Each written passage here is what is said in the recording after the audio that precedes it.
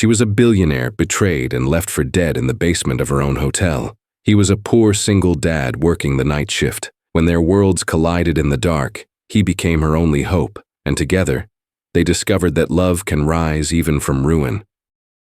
Ethan Cole had long stopped counting the nights he spent scrubbing floors that would never remember him.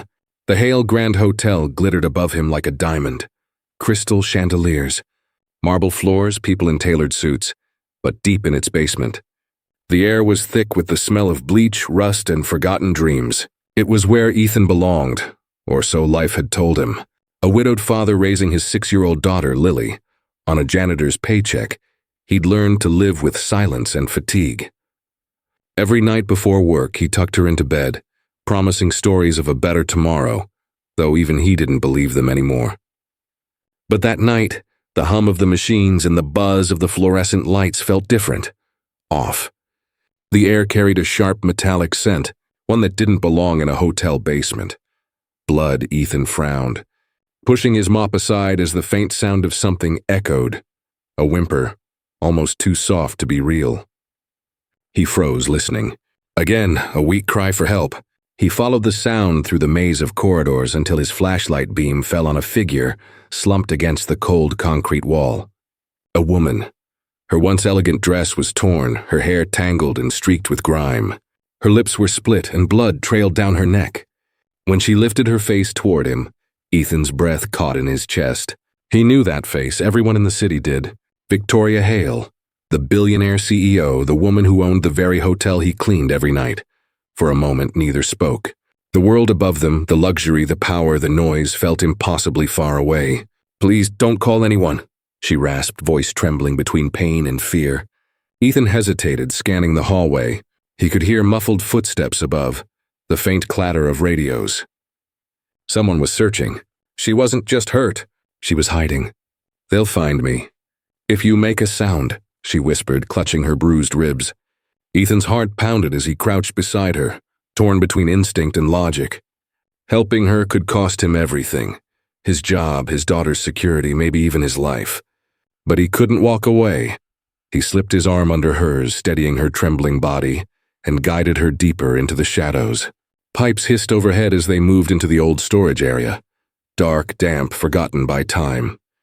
Victoria collapsed onto an old tarp, gasping in pain. "Why are you helping me?" she asked, voice barely audible. Ethan paused, looking at the woman who'd ruled the skyline but now shivered in the dirt. "Because you need it," he said simply. The sound of approaching voices made him kill the light.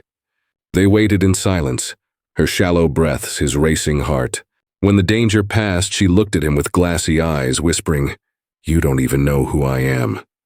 Ethan nodded faintly. "I know enough." In that flickering darkness beneath the empire she built, two strangers' worlds collided. One who had everything but no one, and one who had nothing but a heart too good for this world. That night, in the lonely basement of the Hale Grand Hotel, fate began its quiet work. Victoria Hale had spent her life towering above the city she now hid beneath. From the moment she took her late father's company and built it into a global empire, she'd been called many things: genius, ruthless, unstoppable. But as she sat on the cold concrete floor of her own hotel's basement, clutching Ethan's worn jacket around her trembling shoulders, she felt smaller than she ever had before. Every ache in her body reminded her of the betrayal that had shattered her perfect world. Just hours ago, she had been in the boardroom, surrounded by executives she trusted, men who'd toasted her success, called her the Queen of the Skyline. Yet in a matter of minutes, their smiles had turned to daggers. Her CFO, a man she'd mentored for years, had accused her of embezzling millions. Her assistant had leaked falsified documents. And before she could even defend herself, security had been ordered to escort her quietly out. That was the last thing she remembered before a blow to her head sent her world spiraling into darkness. Now, she was awake, and the empire she'd built was burning without her. Ethan sat a few feet away, cleaning her wounds with a torn strip of cloth dipped in bottled water.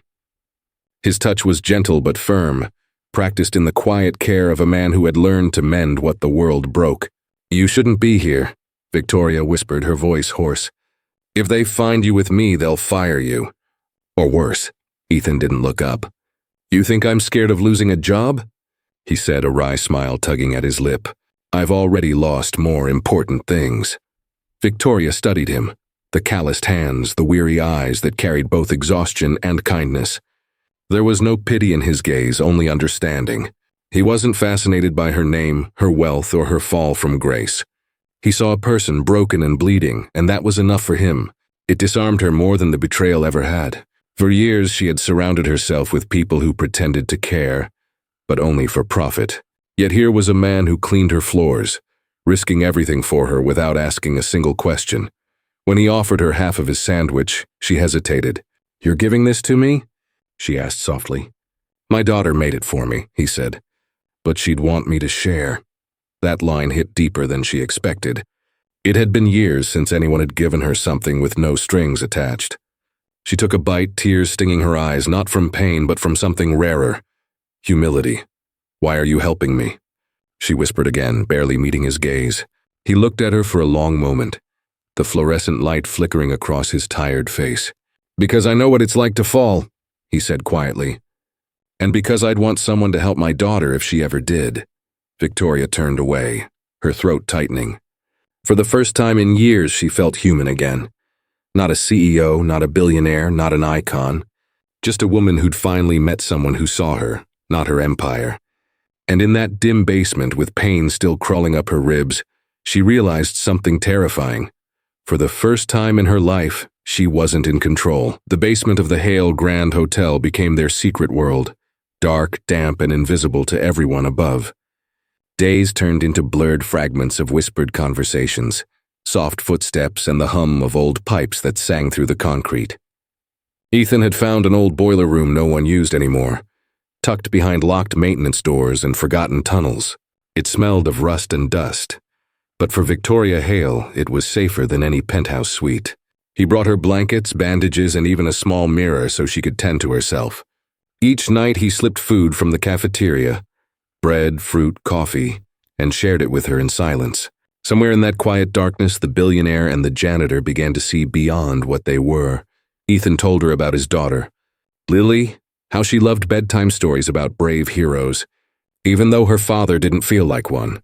He spoke of his late wife, how cancer had stolen her smile, and how life had forced him to trade dreams for survival. Victoria listened, her heart aching with something she couldn't name.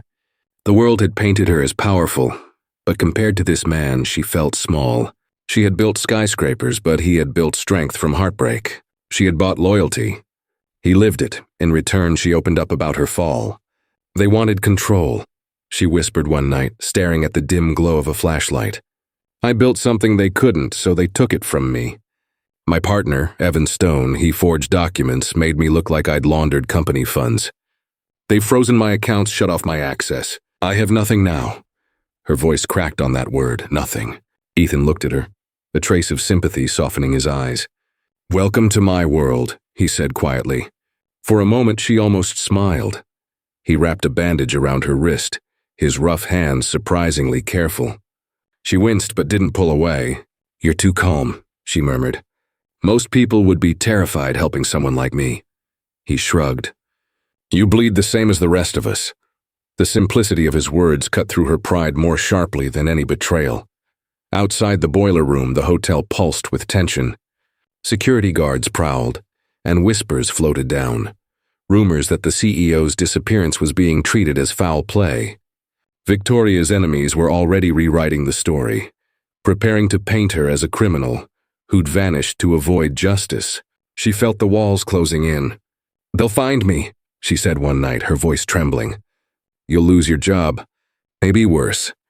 Ethan looked up from his work, his face calm but resolute. Then I'll find another job. But if you go up there now, you won't get another chance. His conviction startled her. No one had ever defied her orders before. Yet this man didn't follow her. He protected her, even from herself. As the storm outside raged and thunder rolled over the city, Victoria watched him adjust the door locks one last time before turning off the flashlight. In that moment, she realized she trusted him completely, something she hadn't felt in years. The woman who once ruled the skyline now hid beneath it, guarded not by power or money, but by a man who had neither. And somewhere in the quiet hum of the basement, her fear began to change into something else, something fragile, dangerous, and undeniably human. By the fourth night, the world above had turned into chaos. News anchors repeated Victoria Hale's name like a curse. Disgraced billionaire missing amid financial scandal. Camera flashes painted the entrance of the Hale Grand Hotel, reporters swarming like vultures. Inside, security tightened their grip, sweeping every floor, every corridor.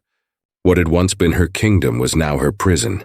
Ethan could feel the tension rising through the walls, each shift heavier, each risk greater. The hotel staff whispered rumors that the police were involved, that Victoria had fled the country, that her empire was already being dismantled. None of them knew that the woman they were gossiping about was hiding just beneath their feet, alive but cornered, clinging to the one man no one would ever suspect. Ethan entered the boiler room quietly that evening, a small paper bag in his hand. "They're searching again," he said softly.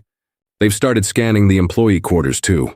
It's only a matter of time before they come down here." Victoria's face, though pale and tired, held defiance. "Then I'll leave. I can't let you lose everything because of me." But Ethan shook his head. "If you step out now, they'll destroy you before the truth even has a chance to breathe." He crouched beside her, lowering his voice. "There's an old tunnel behind the laundry shafts. Maintenance used it before renovations. I can get you out, but only at night during the storm." That night, thunder cracked open the sky. The hotel's elegant lights flickered, the rain pelting against the glass like shattered diamonds. It was the perfect cover. Ethan helped her up, his arm steadying her weak body as they slipped through the dim corridors. Every sound echoed louder than it should. The squeak of wet shoes, the buzz of flickering bulbs, the whisper of danger. Victoria's breath came in short bursts, each step a battle between pain and fear. "You don't have to do this," she whispered, her voice trembling. "You've done enough." He gave her a faint smile. "If I walk away now, what kind of man would I be?" They reached the service hall, but before Ethan could unlock the maintenance door, voices erupted behind them. Harsh, commanding. "There, someone's down here." A beam of light flashed across the corridor. Victoria froze, panic flooding her eyes. Ethan pushed her behind a pillar, his body shielding hers. "Run when I say," he murmured. The footsteps grew louder, closer. Suddenly men in suits appeared, her former security team led by Evan Stone himself. The betrayal cut deeper than her wounds. "Victoria Hale," Evan said coldly. "You should have stayed gone." Ethan stepped forward, fists clenched. "You'll have to go through me first." The men laughed, until he swung the wrench in his hand, buying her a few precious seconds. Shouts filled the air, chaos echoing through the hall. Victoria hesitated, torn between fear and gratitude, before Ethan shouted again. "Go!" She ran into the storm, her bare feet splashing through puddles, heart pounding with guilt and disbelief. Behind her, she heard the sound of impact, then silence. The rain swallowed her cries as she disappeared into the night. For the first time, the woman who once commanded an empire was powerless, but she wasn't broken. Somewhere in that basement, a man had stood between her and death, and Victoria Hale swore to herself she would come back for him no matter what it took. Ethan woke to the steady rhythm of a heart monitor, his body aching as if he'd been hit by a truck. The sterile white walls of the hospital felt foreign, too clean, too bright for a man used to living in shadows. His head throbbed, his ribs burned, and when he tried to move, pain shot through every limb. The last thing he remembered was Victoria's voice echoing through the storm, her silhouette disappearing into the rain as he fought to hold off the men chasing her. He had failed, or so he thought. He was alive, but his job was gone, his world smaller than ever. Yet somewhere deep inside, he hoped she had made it, that the woman who'd once ruled the skyline had found her way back to the light. Days passed in a fog of pain and silence. No one visited him. His supervisor had called once, not to ask if he was alive, but to inform him that his employment had been terminated due to misconduct. Ethan had expected it. Heroes didn't fit in places built for servitude. He spent his days staring out the window, wondering what Lily would think of him now. Her father, the man who lost everything for someone who might not even remember his name. But that changed on the third morning. The nurse turned on the small television mounted on the wall, and the name he never expected to hear filled the room. Breaking news: Victoria Hale returns, exposes corporate betrayal at Hale Grand. Ethan's heart stopped. The screen showed Victoria, standing before a sea of cameras, her face pale but proud. Her bruises were fading, but the fire in her eyes burned brighter than ever. "I was framed," she declared. "But thanks to the courage of one man, a hotel janitor named Ethan Cole, I am here today." The reporters buzzed. Ethan's mouth went dry. "He risked everything to save me when the people I trusted most tried to destroy me. I owe him my life, and I intend to repay that debt, not with money, but with justice." By the time the broadcast ended, the nurse was staring at him, recognition dawning in her eyes. Within hours, a sleek black car pulled up outside the hospital. Victoria walked in, her heels clicking softly against the tile, though she wore no makeup, no armor of power, just sincerity. "You look terrible," she said with a weak smile, standing at his bedside. He chuckled, wincing. "You don't look so bad for someone who just toppled an empire." For the first time, she laughed. She handed him a letter and a key card. "Your job at Hale Grand is gone," she said gently. "But I have another one waiting, at my side. I'm rebuilding everything from the ground up, and I need people I can trust." Ethan frowned. "Victoria, I'm a janitor." She shook her head. "No, you're the only person who saw me as more than my title. That's exactly the kind of person I want leading my new operations team." Ethan didn't answer immediately. He looked at her, really looked, and realized that both of them had lost everything, yet somehow found something worth more than all the wealth in the world. When he finally nodded, she smiled, not the practiced grin of a billionaire, but the quiet, grateful smile of a woman reborn. That night, as he drifted back to sleep, he heard Lily's laughter in his mind and whispered, "We're getting a second chance. Sweetheart." For the first time in years, he believed it. Months had passed since that stormy night when the billionaire and the janitor's lives collided in the dark. The Hale Grand Hotel, once a symbol of arrogance and corruption, now stood reborn, brighter, warmer, and more human. Under new leadership, it carried a new slogan proudly displayed in gold letters above the entrance: "Where kindness builds kingdoms." Guests noticed the difference immediately: smiles from staff, laughter in the lobby, and a CEO who walked the halls not as a ruler, but as one of them. Victoria Hale had changed everything, starting with herself. But she didn't do it alone. Ethan Cole now stood beside her, no longer pushing a mop but managing an entire division of operations. His once calloused hands now held keys instead of tools, and though he still wore the humility of a worker, his presence commanded quiet respect. To him, it wasn't about power, it was about purpose. He had built something meaningful again, not just for himself, but for Lily, who had a father she could finally be proud of. Every weekend she visited the hotel, her small feet pattering across marble floors that once intimidated her father. The staff adored her, and even Victoria, the woman who once hid in the shadows, found herself smiling more around the little girl than she ever had in her life. Victoria often watched Ethan and Lily from her office window. The man who had saved her in a basement had now become her anchor in a world that once only valued profit. He didn't treat her like a CEO or a savior. He treated her like a person, something she hadn't known she needed. One evening, as the sun dipped behind the skyline and painted the city gold, Victoria invited Ethan to the rooftop garden, her favorite spot in the renovated hotel. The wind carried the scent of rain and jasmine, and the city's lights shimmered below like 1,000 second chances. "It's strange," she said softly, leaning on the railing.